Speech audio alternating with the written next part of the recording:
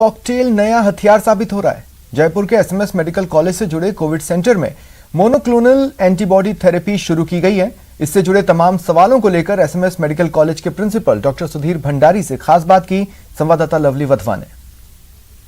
काबू पाया जा रहा है और धीरे धीरे कोरोना के जो मरीज हैं उनकी संख्या लगातार घटती जा रही है। इसमें महत्वपूर्ण योगदान निभाया है राजस्थान की राजधानी जयपुर से चलने वाले एसएमएस मेडिकल कॉलेज ने। एसएमएस मेडिकल कॉलेज के प्रिंसिपल सर हमारे साथ में हैं, doctor Sudhir Bhandari sir. Sir, आप लोगों ने कोविड केयर हॉस्पिटल्स को चलाया, 4000 बेड के हॉस्पिटल्स को आप लोगों ने संचालित किया और अब कोविड काफी हद तक काबू पाया जा रहा है। सर, एंटीबॉडी कॉकटेल्स को लेकर के क्या कहेंगे? लोगों का ये कहना है कि ये दवा गेम चेंजर साबित हो रही है। आपका ऑब्जर्वेशन बिल्कुल ठीक है। अगर मैं कोविड की हिस्ट्री के बारे में आपसे बात करूं, first week of COVID infection जो कि वायरल रेप्लिकेशन फेज होता है, जिसमें वायरस बहुत ज़्यादा मल्टीप्लाई करता है और उन लोगों में टॉक्सीमिया प्रोड्यूस करता है जिनको कोमॉर्बिड कंडीशंस होती है, जैसे blood pressure, diabetes, heart problem, liver and kidney problem and obesity. ये जब वायरस बहुत अधिक मात्रा में फर्स्ट वीक में ग्रो कर जाता है तो पेशेंट को सांस में दिक्कत होती है, सैचुरेशन फॉल डाउन हो जाता है और सेकेंड वीक के अंदर इन्फ्लेमेटरी फेज आता है जिसको कि साइटोकाइन स्टॉर्म बोलते हैं। Complications of second week are directly proportional to the virus growth और रेप्लिकेशन इन फर्स्ट वीक।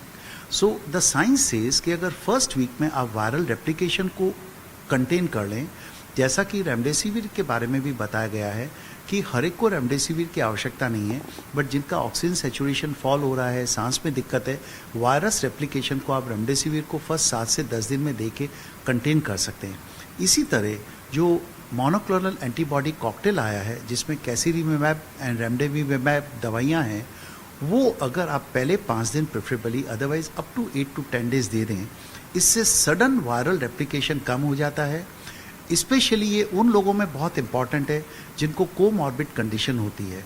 आपने देखा होगा इररेस्पेक्टिव एज, जिनको blood pressure, diabetes, heart problem है, अगर उसमें हम वायरल रेप्लिकेशन को कम कर दें या वायरस की ग्रोथ को डिस्ट्रॉय कर दें तो 70% पेशेंट क्रिटिकल होने से बच जाते हैं।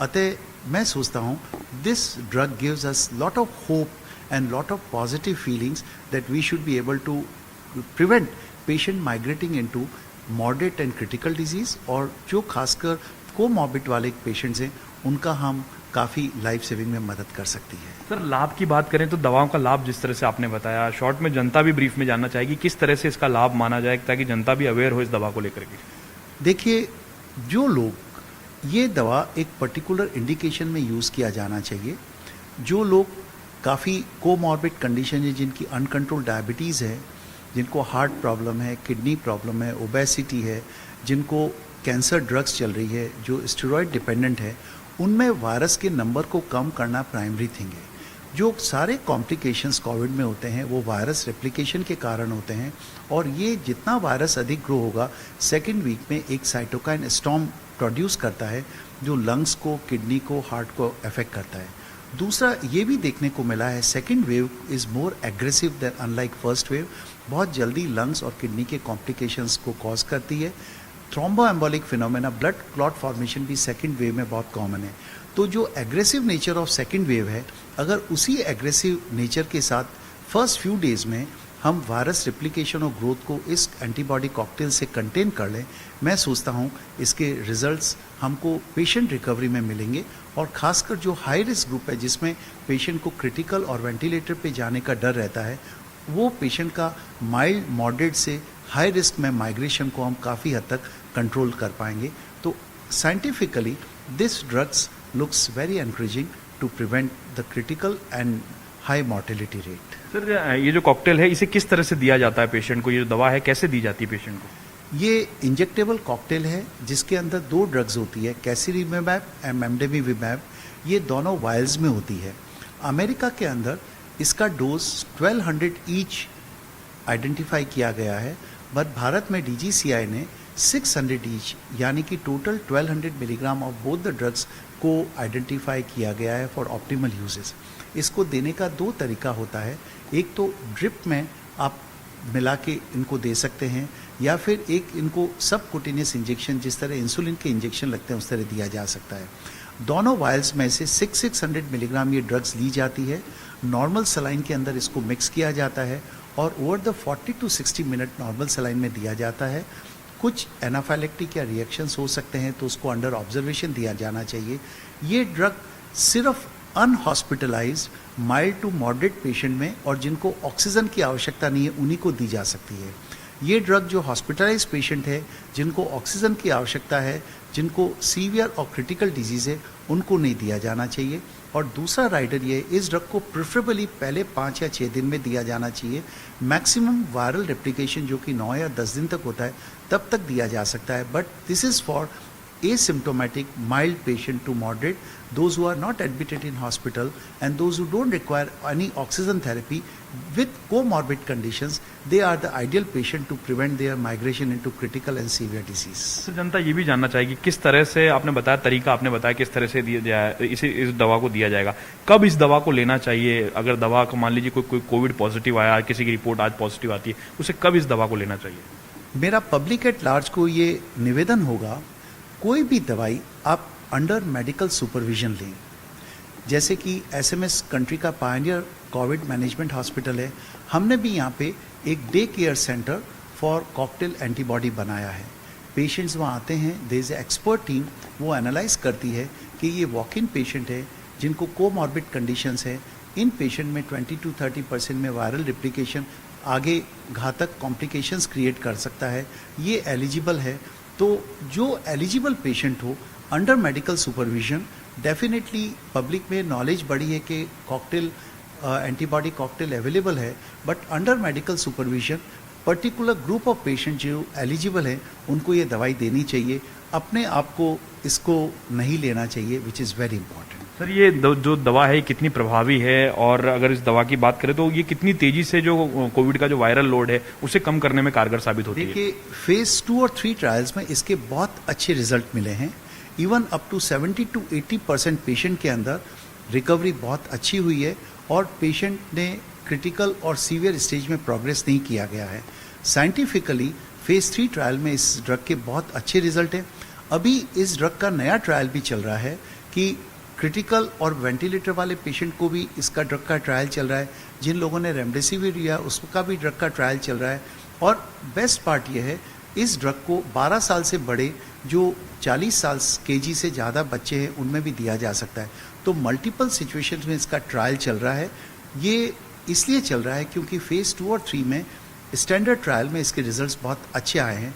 तो मैं सोचता हूँ जो साइंटिफिक वे ऑफ इसका एक्शन ऑफ ड्रग है which has a very encouraging effect, क्योंकि अगर वायरल रेप्लिकेशन कम हो जाएगा, स्पेशली जो हाई रिस्क पेशेंट है, तो डेफिनेटली सेकेंड वीक कॉम्प्लिकेशन जो कि लीदल हो सकते हैं वो कम होने चाहिए। अच्छे रिजल्ट्स फेज 3 में almost two the tune of 70% थे, उसको हम बहुत अच्छा रिकवरी रेट मानते हैं।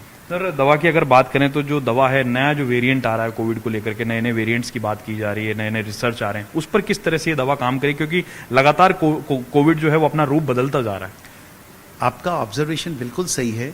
भारत में भी अभी नया डेल्टा वेरिएंट आया है और वेरिएंट 1B1617 आया है, बट अभी तक जो लिटरेचर अवेलेबल है जो कॉकटेल एंटीबॉडी का, वो नए वेरिएंट के प्रति भी इफेक्टिव है।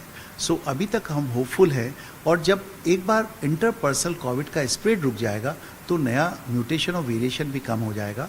बट अभी अच्छी बात यह, जो वेरिएंट अवेलेबल है यूके, ब्राज़ील, साउथ अफ्रीका और डेल्टा वेरिएंट जो इंडियन वेरिएंट है, उसके अगेंस्ट भी इस कॉकटेल को इफेक्टिव बताया गया है, which is a good news.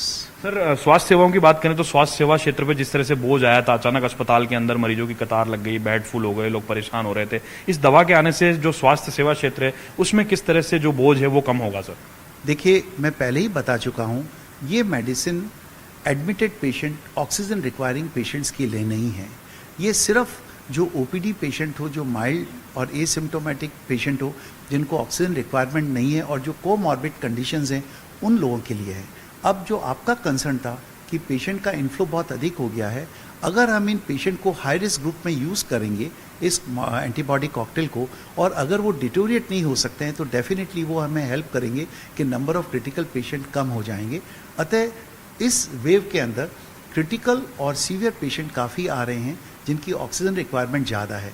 तो अगर हम माइल्ड और मॉडरेट लेवल के ऊपर जब ऑक्सीजन रिक्वायरमेंट नहीं है बट पेशेंट को बहुत ज़्यादा कोमॉर्बिड कंडीशंस है, अगर उस स्टेज पे हम इस ड्रग को यूज़ करेंगे और ये वायरल ग्रोथ को और रेप्लिकेशन को कम करके अगर उन पेशेंट को क्रिटिकल नहीं होने देगी, मुझे लगता है उससे हमारे इंफ्रास्ट्रक्चर के ऊपर भी कम लोड पड़ेगा। सर, आप किस तरह का संदेश देना चाहेंगे जो दर्शक हैं, उन्हें आप क्या कहना चाहेंगे सर? देखिए, मैं दर्शकों को यही कहना चाहूँगा कि हम लोग काफ़ी अच्छे फेज़ में गुजर रहे हैं जब नई नई मेडिकेशंस आ रही हैं, बट कोई कितनी भी मेडिकेशन आ जाए, चाहे एंटीबायोटिक कॉकटेल भी आ जाए, the bottom line is that हमें अधिक से अधिक वैक्सीनेशन करवाना है और कोविड एप्रोप्रिएट बिहेवियर को फॉलो करना है। आपको मैं ये कह सकता हूँ कि अगर अधिक से अधिक पॉपुलेशन का वैक्सीनेशन हो गया और इम्यूनिटी डेवलप हो गई, हमने strictly Covid appropriate behaviour follow कर लिया, तो हम इस पेंडेमिक को ओवरकम कर जाएंगे। मेडिसिन तो सिर्फ एक बार होने के बाद प्रॉपर ट्रीटमेंट देने का तात्पर्य है, बट हमको इन मेडिसिन पे डिपेंडेंस छोड़ के कोविड एप्रोप्रिएट बिहेवियर और वैक्सीनेशन को ज़्यादा अडॉप्ट करना है। Definitely and medicine like antibody cocktail will help to manage the already infected patients, but हमको इन्फेक्शन होने से रोकना है by COVID appropriate behaviour and more vaccination of all age groups. Thank you sir. तो आपने जानने की कोशिश की, देखिए किस तरह से ये दवा काम करेगी, और साथ साथ में दवाएं लगातार आ रही है, लगातार सरकारें काम कर रही है, एसएमएस मेडिकल कॉलेज काम कर रहा है जनता के लिए, लेकिन कोरोना से बचने के लिए हमें उसके बिहेवियर का ख्याल रखना पड़ेगा, हमें मास्क लगाना होगा, हमें सोशल डिस्टेंसिंग का ख्याल रखना होगा, और खास तौर पर वैक्सीनेशन जिसे जीवनदान कहा जा रहा है वो भी बहुत जरूरी है। कैमरा पर्सन दिलीप के साथ lovely Wadhwa, news 18 Jaipur. Corona के कहर से